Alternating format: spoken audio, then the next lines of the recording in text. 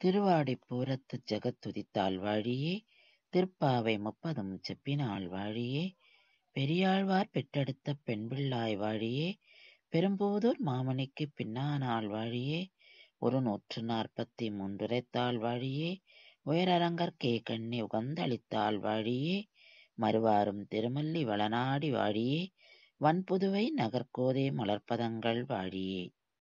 வெளியாண்டாள் சன்னதி இது ஸ்ரீரங்கத்துல இருக்கு. ஏன் வெளியாண்டாள் சன்னதினா, இந்த சன்னதி ஸ்ரீ ரங்கநாதர் கோவிலுக்கு வெளியில இருக்கும். ஆனா கோவிலுக்கிட்டயே இருக்கு. பெரியாழ்வார் ஸ்ரீ ஆண்டாள இங்க கூட்டுண்டு வர்றார் ஸ்ரீ ரங்கநாதர் கல்யாணம் பண்ணி கொடுக்கறதுக்காக. 2 பேருமே ஸ்ரீவில்லிபுத்தூர்ல இருந்து ஸ்ரீரங்கத்துக்கு வரா. வந்த உடனே இங்கதான் தங்கினா. அதாவது ஸ்ரீ ஆண்டாள் பெருமாளை கல்யாணம் பண்ணிக்கிறதுக்கு முன்னாடி தங்கின இடம் இது. இந்த இடத்துல ஸ்ரீ ஆண்டாள் அமர்ந்த கோலத்துல, கல்யாண கோலத்துல காட்சி அளிக்கிறா. அப்படிதான் இந்த இடத்துல தங்கினாலாம். அதனாலதான் இதுக்கு பேரு வெளியாண்டாள் சன்னதி.